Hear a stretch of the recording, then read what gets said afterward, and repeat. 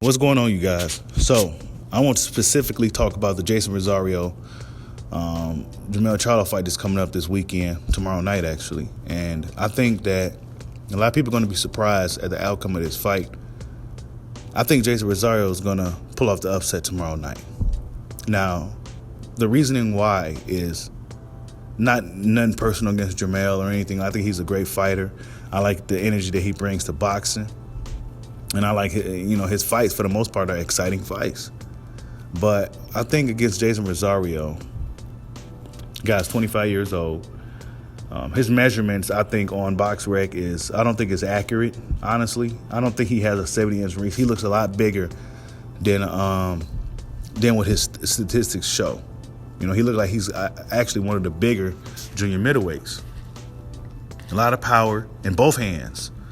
And his only losses come to Nathan Gallimore and winning. That fight, he buzzed Nathan Gallimore several times. And, it was just one of those fights where he just kind of, he was a young kid at the time, and, he lost.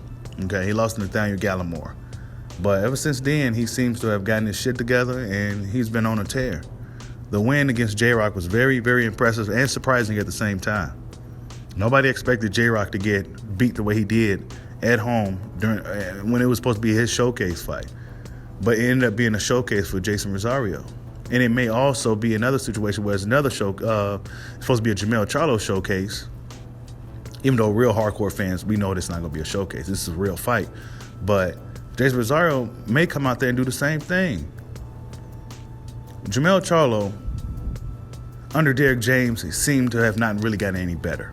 I know a lot of people don't want to hear that shit. Everybody's really high on Derrick James, but let's just hear me out. He just really hasn't gotten any better under Derrick James. And if you pay attention to some of the advice he was giving Charlo in the corner of the Harrison fights, what advice was he really giving him?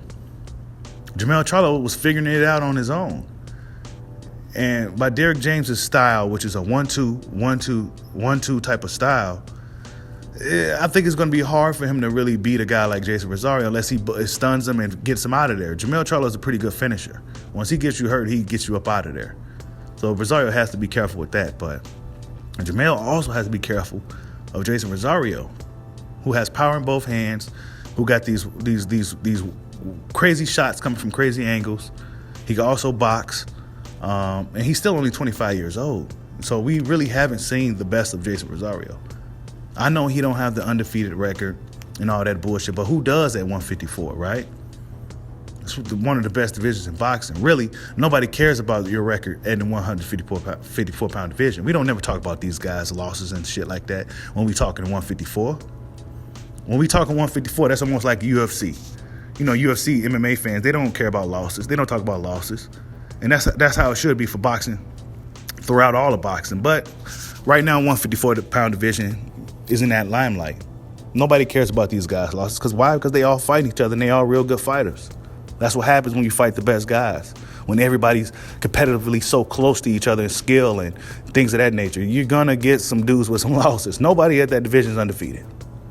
So it's going to be really, really fun to see how this fight plays out. I just have a feeling that Jeison Rosario is going to show out. Now, if his team is incompetent, if he didn't prepare well for this fight, that's a totally different thing. But as far as matching them up on paper, I think it's a lot more competitive and closer than a lot of people may think. Jermell Charlo, some of his holes in this game, Tony Harrison showed us a lot how to deal with Jermell Charlo. Jermell Charlo, he misses a lot of shots. And he's hittable. He's not about to be moving his head and doing things of that nature unless he kind of evolved his game since the last time we seen him.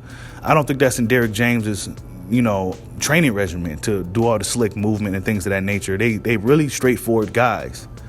And I think that's going to make this fight very exciting at the same time, but it's also going to make it to where what if Rosario could withstand your power?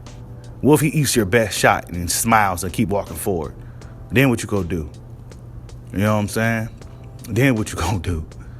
I think Jermell Charlo should have went back to the old Jermell Charlo back before he got with Derrick James, back when he was boxing on the back foot and doing things of that nature. You know, ever since his brother was getting knockouts and, you know, getting praised for the knockouts, now he wants to be some knockout artist guy. But really, Jermell Charlo is a good boxer. You know, and if he uses his boxing skills, you know, get kind of light on his feet, fight off the back foot a little bit, this fight will be a little bit easier for him because he has that. But he kind of strayed away from that ever since he's been under Derrick James. And now he's looking like an Errol Spence Jr. clone. And he's not Errol Spence. You know what I'm saying? He's in a very, very dangerous division where anybody could beat you on any given night, it seems like, right? Really good fight, man. And this is why, despite me having Rosario possibly pulling off the upset, Jermell Charlo get a shit ton of credit from me. Him and his brother. They get a shit ton of credit from me and a lot of respect if they go out there and get the job done. Because I know these type of opponents are dangerous. These guys, even though Rosario himself is a champion, he's a guy who really still seemed like he out to prove something. You know what I'm saying? Even though he has something to lose now, he's still fighting to prove that it wasn't a fluke against J-Rock.